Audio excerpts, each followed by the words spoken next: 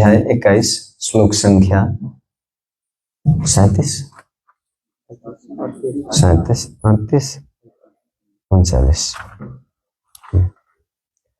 हमें प्रार्थना गर्छौं। ओम नमो भगवते वासुदेवाय।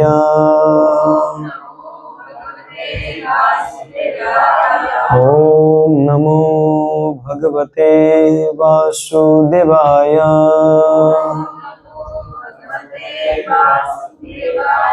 ओम नमो भगवते वासुदेवाय।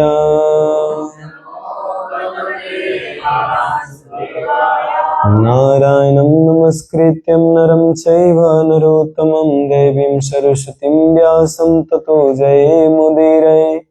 नष्टप्रायेषु भद्रेषु नित्यं भागवत सेवया भगवती उत्तमश्लोके भक्तिर्भवति नैष्टिके। मुखं करोति वाचलं पंगो लंघयते गिरिं यत्कृपातमहं वन्दे श्रीगुरुदीनतारिणं श्रीचैतन्येश्वरं श्रीपरमानन्दमाधवं। हरि ओम तत्सत्, हरि ओम तत्सत्, हरि ओम तत्सत्। हरे कृष्ण। श्लोक इस प्रकार से 37, 38 पढ्छु, हजुरहरु 39 दोहोऱ्याउनु। तस्मिन् सुधन्वन्हनि भगवान् यत् समादिशत् उपायदाश्रम पदं मुने शान्तव्रतस्य तत्। हे विदुर, वे मुनि की कुटी में पहुंचे जिसने अपनी तपस्या का व्रत श्री भगवान द्वारा अपने पहले से बताए गए दिन ही समाप्त किया था। यस्मिन् भगवतो नेत्रान्यपतन् श्रुविदन् विन्दवः कृपया संपरितस्य प्रपन्नेऽपि तया भृशम्। हजुरले अब 39 नम्बर श्लोक दोहोऱ्याउनुला। तद्वै बिन्दुसरो नाम, तद्वै बिन्दुसरो नाम सरस्वत्या परिप्लुतम् पुण्यं शिवामृतं जलम् महर्षि गण सेवितम्। तद्वै बिन्दुसरो नाम सरस्वत्या परिप्लुतम् पुण्यं शिवामृतं जलम् महर्षि गण सेवितम्। तद्वै बिन्दुसरो नाम सरस्वत्या परिप्लुतम् पुण्यं शिवामृतं जलम् महर्षि गण सेवितम्।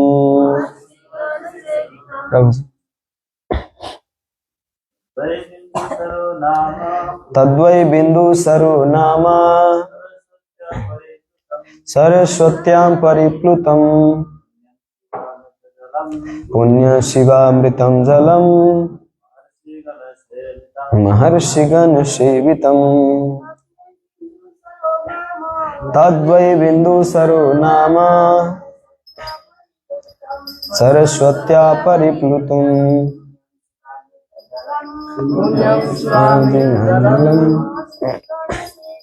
महर्षि गण सेवितम्। धन्यवाद। शब्दार्थ अनुवाद तात्पर्य दिए हैं श्री भक्तिवेदांत स्वामी श्रील प्रभुपाद की जय। इसमें, जिसमें, भगवतः श्री भगवान के नेत्रात् नेत्र से न्याय पतन गिरे हुए अश्रु बिंदवः आंसू की बूंदे कृपया दया से संपरितस्य अभिभूत होने वाले प्रपन्ने शरणागत श्री कर्दम मुनि पर अर्पितया चढ़ाया गया वृषम अत्यधिक, तत् वह, वही, निसंदेह, बिंदु सरह, अश्रुओं का सरोवर, नाम, नामक, सरस्वत्या, सरस्वती नदी से, परिप्लुप्तम, उमड़ कर बहता हुआ, पुण्यम, पवित्र, शिव, मंगलदायक, अमृत, अमृत, जलम, जल, महर्षि, महान साधुओं के गण, समूह द्वारा, सेवितम, सेवित। अनुवाद इस प्रकार है। सरस्वती नदी के उत्प्लावित जल से भरने वाले पवित्र बिंदु सरोवर का सेवन ऋषियों का समूह करता था। इसका पवित्र जल न केवल कल्याणकारी था वरन अमृत के तुल्य मीठा भी था। यह बिंदु सरोवर कहलाता था क्योंकि यहीं पर श्री भगवान शरणागत ऋषि पर दयाद्र हो उठे थे और उनके नेत्रों से आंसुओं की बूंदें गिरी थी। तात्पर्य, श्री कर्दम मुनि ने श्री भगवान की अहितु की कृपा प्राप्त करने के उद्देश्य से तपस्या की थी और जब श्री भगवान वहां पहुंचे तो वे इतने दयाद्र हो उठे कि प्रसन्नतावश उनके नेत्रों से आंसू टपक पड़े और आंसुओं की उन्हीं बिंदुओं से बिंदु सरोवर बन गया। अतः बिंदु सरोवर को बड़े बड़े साधु तथा विद्वान पूजते हैं क्योंकि परम सत्य के दर्शन शास्त्र के अनुसार श्री भगवान और उनके नेत्रों के आंसू अभिन्न हैं। जिस प्रकार श्री भगवान के पांव के अंगूठे का पसीना पवित्र गंगा नदी बन गया था, उसी प्रकार श्री भगवान के दिव्य नेत्रों से गिरे आंसू बिंदु सरोवर बन गया। ये दोनों ही दिव्य हैं जिनकी पूजा महान साधु तथा विद्वान करते हैं। यहाँ पर बिंदु सरोवर के जल को शिवामृत जल कहा गया है। शिव का अर्थ होता है रोग निवारक। जो कोई भी बिंदु सरोवर के जल को पीता है उसके सभी रोग दूर हो जाते हैं। इसी प्रकार जो कोई भी गंगा जल में स्नान करता है उसके सभी भौतिक रोग जाते रहते हैं। ऐसे दावों को बड़े बड़े विद्वानों तथा प्रामाणिक पुरुषों ने स्वीकार किया है और आज इस पतित कलयुग में भी लोग ऐसा करते हैं। श्रील प्रभुपाद की जय। ओम ज्ञानतिमिरन्धस्य ज्ञानञ्जनशलाकया चक्षुन्मीलितं येन तस्मै श्रीगुरुवे नमः। श्रीचैतन्यमनोभीष्टं स्थापितं येन भूतले स्वयं रूप कदा मह्यं ददाति स्वपदान्तिकं। वन्देऽहं श्रीगुरो शिवतापदकमलं श्रीगुरु वैष्णवांश श्रीरूपं साग्रजातं सहगन रघुनाथान्वितं तं सजीवं साद्वैतं सावधूतं परिजन सहितं कृष्ण चैतन्य देवं श्रीराधा कृष्ण पादान् सहगन ललिता शिवसखान्वितांश। हे कृष्ण करुणा सिंधु दीनबंधु जगतपते गोपेश गोपिका कांत राधा कांत नमस्तुते। तप्त कांचन गौरांगी राधे वृंदावनेश्वरी वृषभानुसुते देवी प्रणमामि हरिप्रिये। वाञ्छाकल्पतरुभ्यश्च कृपा सिन्धुभैव च पतितानं पावनेभ्यो वैष्णवेभ्यो नमो नमः। नमो विष्णुपादाय कृष्णपृष्ठाय भूतले श्रीमते भक्तिवेदांत स्वामीति नामिने। नमस्ते सारस्वती देवे गौरवाणी प्रचारिणे निर्विशेष शून्यवादी पाश्चात्य देशतारिणी। जय श्री कृष्ण चैतन्य प्रभु नित्यानंद श्री अद्वैत गदाधर शिवासादि गौर भक्तवृंद। हरे कृष्णा कृष्णा हरे हरे हरे राम राम राम हरे हरे। हरे कृष्ण। तो कितने लोग यहाँ से गुजरात गए हैं? कोई बिंदु सरोवर का दर्शन किए? प्रभु जी जान भाषा ना बिंदु सरोवर तीनटा छ। एउटा बिंदु सरोवर जगन्नाथपुरी, एउटा बिंदु सरोवर गयामा पनि छ र एउटा बिंदु सरोवर गुजरातमा छ। भगवान के जो नेत्र से निकला उसको बिंदु सरोवर कहते हैं, और जो भगवान के मुख से निकला उसको गीता रूपी गंगा सरोवर कहते हैं, और जो चरण से निकला उनको क्या कहते हैं? चरणामृत, वो भी गंगा है, और मुख से निकला तो वो गीता रूपी गंगा है, वो भी पवित्र करते हैं, लेकिन वो ज्ञान के माध्यम से है। जो चरण से निकला वो जल के माध्यम से पवित्र करते हैं। तो जो बिंदु सरोवर गुजरात में है, ये जगह का नाम है सिद्धपुर। आप कभी जाइएगा द्वारिका दर्शन, द्वारिका धाम, तो सिद्धपुर जिले गांव नगर में पड़ता है, और वहाँ पे बहुत बड़ा सरोवर है। यहाँ पे बहुत संत लोग, ऋषि मुनि लोग जाते हैं जलपान करने के लिए। और सबसे ज्यादा फेमस है यहाँ पे अभी भी इस पतित, जैसे प्रभुपाद जी ने बताया कि इस पतित कलयुग में भी वहाँ पे मातृ उद्धार के लिए लोग जाते हैं। मातृ गया भी कहा जाता है उस जगह को, उस बिंदु सरोवर को, क्योंकि वहां पे केवल संसार में, पूरे संसार में कोई अगर केवल माता के लिए अगर उद्धार के लिए अगर अलग किया गया है तो वो है बिंदु सरोवर। वहां पे पुरुषों का श्राद्ध नहीं होता, वहां पे केवल माताएं का श्राद्ध होता है, स्त्री जाति का। बहुत लोग ऐसे अपने माता के उद्धार के लिए वहां पे जाते हैं बिंदु सरोवर में, और अभी भी वहां पे बहुत चर्चित है। बहुत लोग, हम लोग जैसे जाते हैं सोमनाथ गए? कोई नहीं, कभी यात्रा निकालेंगे उधर का द्वारिका, लेकिन बहुत खर्चा लगता है, 40,000 रुपया 50,000 रुपया लगता है उधर जाने।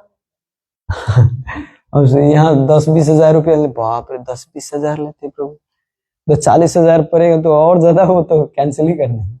अब जिनके पास है वो तो जाएंगे, लेकिन जिनके पास थोड़ा समस्या है आर्थिक स्थिति, तो उनको थोड़ा दिक्कत लगता है। लेकिन जाना चाहिए एक बार भगवान के धाम। जैसे हम लोग भक्त लोग कोई भी यात्रा जाते हैं, वैसे हमारे लिए बताया गया कि वृंदावन मायापुर धाम सबसे ज्यादा फायदा कारक है भक्ति के लिए। लेकिन हम कोई भी धाम तीर्थ में जाते हैं तो भक्त के साथ में जब जाते हैं, गुरु के साथ में जब जाते हैं, तो आपको क्या कथा सुनाएंगे? भगवान की कथा ना, भगवान की कथा सुनाएंगे आपको, भगवान के बारे में बताएंगे, वहां के बारे में बताएंगे, है ना। तो आपको कृष्ण कॉन्शियसनेस बना के रखेंगे। कहीं भी जाइए तो उनका उद्देश्य केवल विजिट कराना नहीं होता, वो आपको साधु संग देके अपना वो अनुभव बताते हैं, और साथ साथ में वहां के बारे में एक वैदिक वैष्णव तरीका से बताते हैं, जो आपको बाद में भी काम लगे और आप कर्म कांडी की दृष्टि से ना देखें। जैसे जाते हैं वहां पे बिंदु सरोवर में, तो भक्त लोग जाते तो वैष्णव तरीका से फिर वहां पे श्राद्ध होता है, श्राद्ध भी कराते, तो वहां पे जाके कीर्तन कराते, उनके नाम से जल तर्पण कर देते, बस हो गया। वैष्णव विधि के अनुसार कीर्तन कराते हैं वहां पे जाके। लेकिन वही कर्मकांड की दृष्टि से देखा जाए तो वहां पे पिंडदान और सब कुछ होता है।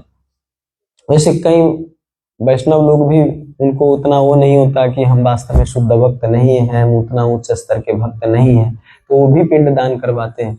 और इवन चैतन्य महाप्रभु भी जब आए थे गया, तो गया अपने क्या कहते हैं पिताजी के श्राद्ध गया में करवाए थे। भगवान राम भी दशरथ महाराज के श्राद्ध करवाए थे। तो इससे पता चलता है कि हम भक्त जो होता है वो विनम्र होता है, अपने आप को कभी शुद्ध नहीं मानते, वो हम शुद्ध नहीं, तो इसीलिए सब नियम को फॉलो करते हैं। तो चरण से जो निकला उनको गंगा माना जाता है, और आंख से जो निकला बिंदु सरोवर, और जो मुंह से निकला भगवत गीता। तो भगवत गीता भी उतना ही पवित्र करता है जितना गंगा मैया, बल्कि उससे कहीं ज्यादा श्रेष्ठ भगवत गीता से वो करता है। जैसे आप जाओ गंगा में स्नान करो, गंगा के, तब जाके आपको पवित्र कहे। गंगारा परस हईले पश्चाते पावन, दर्शन पवित्र कर ए तुम्हारा गुण। गंगार पार सहेले पश्चाते पावना। आप जाके गंगा में स्नान करो, इसके बाद आपको पावन करेंगे। लेकिन वैष्णव का जो केवल दर्शन होता है, दर्शन मात्र से पवित्र करते हैं। आप गीता पंडा का नाम सुने? उनका नाम एक्चुअली अर्जुन नाम था, अर्जुन पंडा। सब अर्जुन पहले से नाम था उनका अर्जुन, लेकिन वो गीता पंडा सब लोग चारों तरफ क्यों कहने लगे? क्योंकि बिना गीता पाठ किए वो कभी रहते ही नहीं थे, रोजाना गीता पाठ करते थे। और कभी कभी गीता के जो आगे वाले भगवान के जो चित्र हैं, तो उसी चित्र को देख के रोते भी थे कि भगवान कितने दयालु हैं कि अपने भक्तों के लिए सारथी बन गए, कोई ड्राइवर बन गए। अब सोच के देखिए, आप अपने नौकर को पीछे बैठा दो और खुद आगे ड्राइविंग करके चलो, केवल वो दिखाने के लिए नहीं, सदा के लिए, मतलब उनका केवल पार्थ बन के रहना, ड्राइवर बन के रहना, और वो भी विनम्रता के साथ। अर्जुन जब रथ चलाते थे तो उस समय भगवान को बताने के लिए ये छुट्टी नहीं था कि इधर जाना है कि इधर जाना है, लात से बताते थे कि इधर चलो, ऐसे लात से बताते थे मार मार के।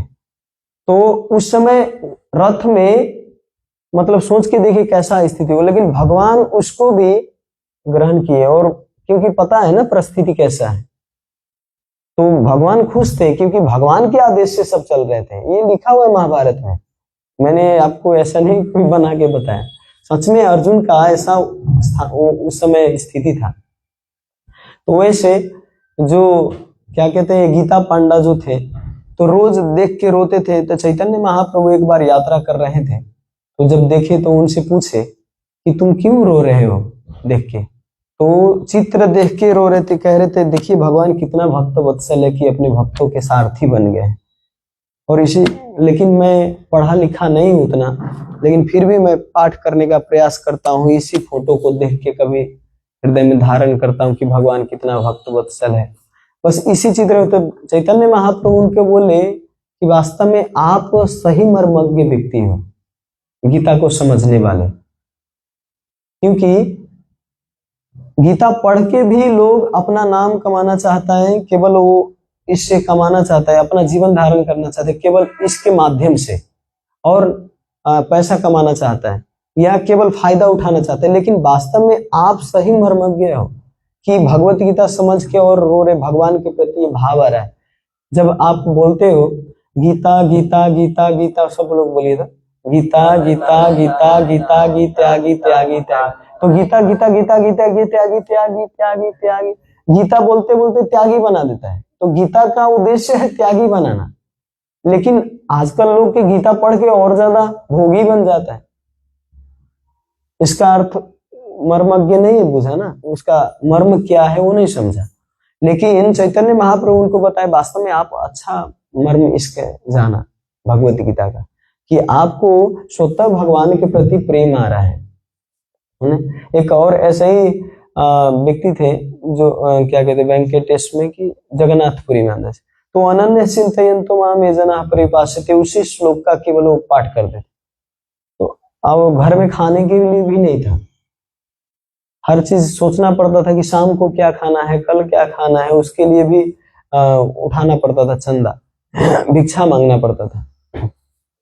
तो एक बार उनकी पत्नी जाके और अनन्य चिंतयन्तो माम श्लोक को जाके और काट दी कि भगवान ये रोज पढ़ते हैं कि भगवान चिंतन के करने से, भगवान के चिंतन करने से परिवार का पालन होता है, सब रेख देख करते हैं, जो नहीं है वो भी देते हैं।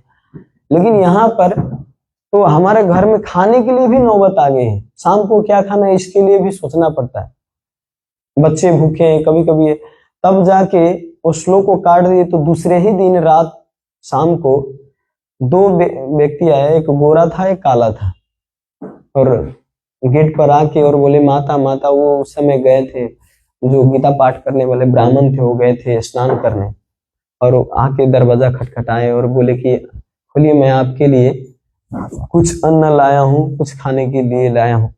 तो खोले तो दोनों तरफ से बोरा में पूरा भर भर के लाए थे सामान सब उनके घर के लिए। बोले किसने भेजा है? तो आपके पति ने। मैं उनका मित्र हूँ, और उन्होंने हमको भेजा है। फिर जाके वो सामान रखे और बोले थोड़ा खा के जाइए, तो बोले कि नहीं मैं नहीं खा सकता, क्योंकि मेरा जो जीवा है वो कटा हुआ है, जीवा पे किसी ने धार मार दिया है। तो ऐसे जीवा निकाल के देखा है तो सच में जीवा कटा हुआ था। तब उनको तो पता नहीं, ठीक है अब पता नहीं कोई कारण से कट गया होगा, छोड़ दिए। बाद में जब उनके पति आए, बोले कि इतना सारा सामान कहाँ से आया, कैसे आया? पता नहीं, दो युवा आया था, एक गोरा था एक काला था, और बता रहे थे कि आपके मित्र हैं, तो वो छोड़ के गए हैं। तब जाके वो समझ गए, उनको कुछ पूछा नहीं, तुम खिलाया नहीं कुछ, उसको बैठा के पूछना चाहिए था, खिलाना चाहिए था, आदर सत्कार करना चाहिए। तब जाके वो बोले कि नहीं मैं पूछा था, खाने के लिए बोला था उनको, लेकिन उनका जीवा कटा हुआ था। तब जाके वो समझ गए कि इस श्लोक पे जो अनन्य चिंतयन्तो माम ये जना परिपासते, जो श्लोक था उस श्लोक पे ऐसे काट दिए थे। तो इसी के कारण उनके जीवा पे भगवान की, क्योंकि भगवान मुख से बोले हैं ना, वो जीवा से निकला हुआ है। मुख पद्मा दुनिशिता, इस श्लोक आता है भगवान के मुख पद्म से ही निकला हुआ है भगवत गीता।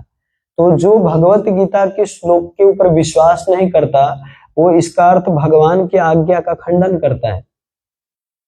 विश्वास हो सकता है लेट, आपके कोई श्लोक हो जो आपके जीवन में ना लगे और लगे कि वास्तव में यह संभव है, कैसा हो सकता है? सर्वधर्मान परित्यज्य माम एकम शरणं व्रज, सब धर्म को त्याग के कैसे आ सकता हूं, है ना? तो ये हो सकता है आपके लिए लगे कि ये थोड़ा कठिन है, लेकिन इस पे विश्वास करना चाहिए, एक न एक दिन होगा, क्योंकि भगवान ने विश्वास करके इस संसार के कल्याण के लिए दिए हैं, है ना?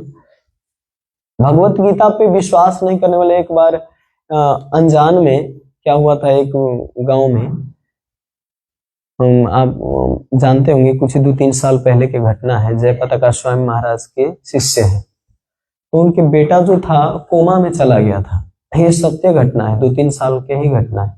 तो कोमा में चला गया, तो हॉस्पिटल में था और कोई उनका वो काम ही नहीं कर रहा था, एकदम सांस केवल चल रहा था, लेकिन वो कुछ भी बोलने से, कुछ खिलाने से मतलब कुछ भी नहीं होता था। वो एकदम कोमा में, कुछ भी नहीं सुनते थे, माता पिता से लेके किसी को भी नहीं जानते ही नहीं थे। हुआ क्या, जयपताका स्वामी महाराज अंदाज उस समय प्रीचिंग के माध्यम से अंदाज गए थे, तो महाराज स्वयं वहां पे उनके घर जब गए, तो उनके माता बोली कि महाराज हमारे पुत्र जो है बहुत बीमार है और कोमा में चला गया, किसी को पहचानता नहीं, बहुत गंभीर अवस्था है, क्या करें, हमारे पुत्र को आशीर्वाद दीजिए कि मेरा बेटा ठीक हो जाए।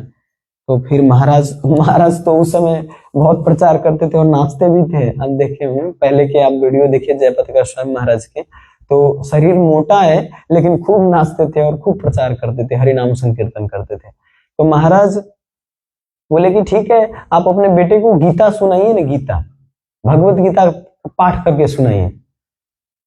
वो बोले कि हमको तो नहीं पहचानते और कान में कुछ बोलने से कुछ सुनते भी नहीं, तो ये गीता पाठ कैसे सुनेंगे? तो पूरा कोमा में चला गया है, वो आउट ऑफ बॉडी, कंट्रोल नहीं है उसका, मतलब वो बॉडी में लगता है लेकिन वो पता ही नहीं चलता क्या है, वो कैसे श्रवण करेगा, हमारा बात भी नहीं सुनता। फिर बोले कि महाराज बोले हैं तो करते हैं। वो बेड पर सोए थे और बगल में बैठ के और गीता पाठ कर रहे थे। धर्म क्षेत्रे कुरुक्षेत्रे समवेतायुत्सव मामका पांडव शैव किम कुर्वत संजय दृष्ट्वा तु पांडवानिकं व्यूढ़ं दुर्योधनस्तदा आचार्यम। ये सब श्लोक कह के पूरा पाठ कर रहे थे, और पाठ करते करते वो बच्चा 4 दिन के अंदर में, वो सोचिए कोमा में गया हुआ व्यक्ति और खड़े हो गए और ठीक हो गया। इसके बाद जयपताका महाराज तो उसी दिन चले गए थे, शुरू के दिन बोल के, लेकिन 4 दिन के बाद ये बच्चा ठीक होके इनके माता इनको लेके और महाराज से मिलने गए और महाराज को बोले कि महाराज आपने जो बोला और ये ठीक हो गया। तो महाराज उस बच्चे से पूछा कि तुम कैसे ठीक हुए, क्या ऐसा तुमको अनुभव हुआ ये भगवत गीता सुन के? तो वो बोला कि इससे पहले वास्तव में हम कुछ भी नहीं सुनाई देता था, लेकिन जब आप कुछ पढ़ के सुना रहे थे यहाँ पे बैठ के और भगवत गीता का जो पाठ सुना रहे थे, हमको वो सुनाई दे रहा था। हम जहां थे, हमारा उस शरीर में मैं नहीं था, लेकिन अलग चला गया था, लेकिन भगवत गीता को जो ध्वनि है, उस ध्वनि को मैं सुन रहा था। धीरे धीरे सुनते सुनते समझ में आने लगा कि कौन सा श्लोक पाठ कर रहा है, क्योंकि भक्त के बेटा थे तो भगवत गीता सुने भी थे, और धीरे धीरे धीरे करके अच्छा से सुनाई देने लगा, और बाद में जाके वो कोमा से बाहर आ गए, ठीक हो गए। तो ये प्रैक्टिकल घटना है, 2-3 साल पहले की घटना है। रोहिणी नंदन प्रभु है जयपत गोस्वामी महाराज किसी से।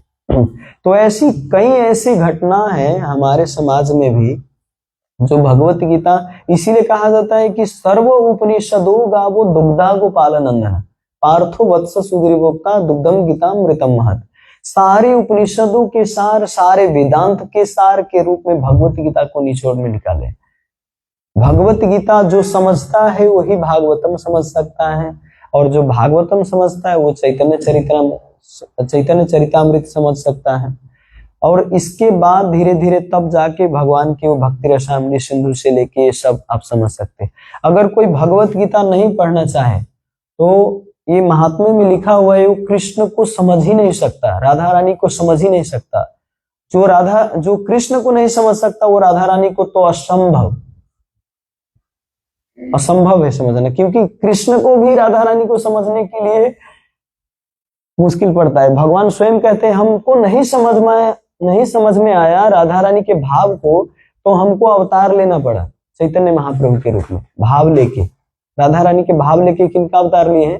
चैतन्य महाप्रभु के रूप में। तो राधा रानी को भी समझना मुश्किल है। तो ये सब समझने के लिए बेसिक फाउंडेशन खड़ा करना पड़ता है, और उसके लिए भगवत गीता जरूरी है। लेकिन ज्यादातर आप हिंदू में जाओ तो भगवत गीता का ग भी नहीं पता है। देखा हूँ, सुना हूँ, केवल भगवत गीता क्या जोगी बनाने वाला किताब ऐसा समझते हैं। आप क्रिश्चियनिटी में जाओ तो वो बाइबल पढ़ते ही पढ़ते हैं, उनका वो फिक्स है। बाइबल के वो एक एक पाना याद रखेंगे, यहाँ पे इस प्यार में यहाँ लिखा हुआ है ऐसा, यीशु ने यहाँ पे ऐसा बताया, वो पूरा बताएंगे आपको। आप मुस्लिम में चले जाओ, मुस्लिम धर्म में, तो वहां पे भी कुरान पढ़ते ही पढ़ते, कम से कम रोजाना ना पढ़े तो वो शुक्रवार के शुक्रवार जाके मस्जिद में पढ़ते ही हैं। और नमाज तो देखते ही 3-3 बार पढ़ते हैं, चाहे कोई भी इंपॉर्टेंट काम आ जाए। जैसे हम लोग तो बहाना बनाते ना, प्रभु जी हमारे लिए तो यही है, हमें इसके बिना कैसे जी सकते हैं, हमारे लिए तो यही, तो इसीलिए हम बाद में करते हैं। लेकिन मुसलमान लोगों को मैंने देखा है कि आप जाओ कस्टमर बन के, अगर 12 बजे के समय एग्जैक्टली अगर नमाज का टाइम है तो कोई भी आप कितना भी पैसा लेके जाओ वो नहीं देगा आपको, वो नमाज पढ़ के और तभी आपको देगा। तो अपने धर्म के ऊपर कितना विश्वास है, और ये विश्वास ही वास्तव में उसको टिका के रखता है। वैसे सबसे फोकटिया है, सबसे आसुरी स्वभाव की वो धर्म है, लेकिन फिर भी वो इतनी आस्था, जैसे असुर लोगों का भी स्वभाव होता है ना, जैसे चोर होता है ना या डाकू, वो भी रात को चंडी को पूजा करके जाते हैं। चंडी माता आज हमें इतना धन दिलवा दीजिए कि आपको एक बकरी चढ़ाऊंगा, हाँ एक भैंसी चढ़ाऊंगा, तो वो भी प्रार्थना करके जाते हैं। तो चंडी माता के चंडी के जो दूत होते हैं, भूत प्रेत, तो वो एक्सेप्ट करते हैं, उनको दिलाते हैं सफलता उसमें। अब आप कहेंगे कि भगवान उनको तो पता है गलत है, फिर भी क्यों दिलाते हैं? जो आसुरी स्वभाव के व्यक्ति है, तो आसुरी स्वभाव के व्यक्ति वाले को भी कभी कभी उसी में डूबे रहो, इसी में डूबे रहो। जैसे उसको अगर उधार भगवान के प्रेम दे दे उस समय, ये तो अन्याय हो जाएगा ना। इतना तपस्या, इतना मंगल आरती, इतना जप करके भी नहीं मिल रहा है, उसको ऐसे ही मिल जाएगा, तो वो और ज्यादा फंसते जाता है वो व्यक्ति। तो ये सब भूत प्रेत भी एक्सेप्ट करते हैं और उसका काम कर देते हैं। जब आप गलत प्रार्थना करते हो, हमें धन चाहिए, हमें वो उसका पूरा नष्ट हो जाए और हमारा बन जाए, ये भी प्रार्थना करो। क्या कहते हैं भूत प्रेत से तो होता है, ये नेगेटिव एनर्जी कहते हैं इसको, सबसे तामसिक शक्ति कहा जाता है। ये तामसिक शक्ति काम करता है ऐसे चीज में। लेकिन जो सत्वगुणी वाला जो शक्ति है वो केवल भक्ति में होता है, और जो कर्म कांड भी माना जाता है ये सात्विक है, सत्वगुणी में, जैसे गंगा स्नान करना या पिंड दान देना, ये सब सत्वगुणी में कहा जाता है। इवन छठ पर्व जो होता है ये भी पूरा सात्विक में होता है। जो सोमवार मंगलवार जितने हिंदू धर्म के व्रत सब बनाए हैं लोक धर्म के अनुसार, ये भी सात्विक में पड़ता है। लेकिन रात को पूजा होने वाला 12 बजे रात के, इवन रात में जो पूजा होता है, ये सब तामसिक माना जाता है एकदम से, है ना? एक और घटना सुनाता हूँ आपको। एक गांव में एक को चुड़ैल पकड़ लिया था। आप लोगों को लगेगा कि चुड़ैल भी होता है क्या? हाँ, होता है चुड़ैल। तो मतलब बहुत ऐसे झांकरी लगाने वाला जो होता है भगत, तो उसके पास लाते थे ठीक करने के लिए। कोई भी ठीक नहीं कर पा रहे थे, क्योंकि उसके अंदर मतलब एक बहुत प्रबल राक्षस बैठा हुआ था और बताते थे अपने आप को चुड़ैल। तो बाद में जाके ऐसे ही करते करते बहुत ऐसे झांकरी वाले भगत के पास ले गए ठीक करने के लिए, लेकिन कोई ठीक नहीं कर पाए। एक भगत के पास ले गए जो थोड़ा थोड़ा कृष्ण भक्ति में थे, लेकिन वो बाहर के भी काम कर देते। तो उनके पास ले जाने से वो एक क्या कहते हैं भभूत दिए मिट्टी का। वो भभूत रखा हुआ था पेपर में और बोले कि इनके शरीर पे लगा दीजिएगा। वो जाके और जिसके अंदर वो चुड़ैल बैठा हुआ था उनके जाके और पूरा मिट्टी लगा दी, और एक्चुअली लगा दिया। और वो पेपर जो था जिसमें बंधा हुआ था, वो पेपर भी उनके हाथ में दे दिए। और वो पेपर एक्चुअली भगवत गीता के पेपर था। होता नहीं पेपर फाड़ के, और जिसको पता नहीं भगवत गीता का ज्ञान नहीं, तो भगवत गीता के पेपर फाड़ के और उसी में सब कुछ करते। तो पेपर के कारण भगवत गीता के पेज जो उसमें श्लोक था भगवत गीता का, उसके कारण वो चुड़ैल भाग गए। और बाद में उस पेपर को खोल के देखे तो भगत बताए कि मैंने कई बार ऐसा प्रयास किया लेकिन इसे ठीक नहीं हो रहा था, लेकिन इस बार इस भगवत गीता के पेपर में होने के कारण वास्तव में ठीक हुआ। वो धामी बताया। तो भगवत गीता के एक एक श्लोक में इतना पावर है कि वास्तव में भूत प्रेत से लेके सब कुछ भगा सकता है। और ऐसे ये सब कर्म के ऊपर निर्भर करता है और इसके शक्ति के ऊपर, अब कितना उसका प्रबल जघन्य कर्म है इसका ऊपर डिपेंड करता है। और भगवत गीता का भी शक्ति उतना ही प्रभावित उसके ऊपर करता है। ठीक है। हरे कृष्णा। श्रील प्रभुपाद की जय। अनंत कोटि वैष्णववृंद की जय। निताय गौर प्रेमानंद। हरे हरे बोल। आपको भी भूत प्रेत भगाना हो तो उनके आगे भगवत गीता पाठ कर सकते हैं।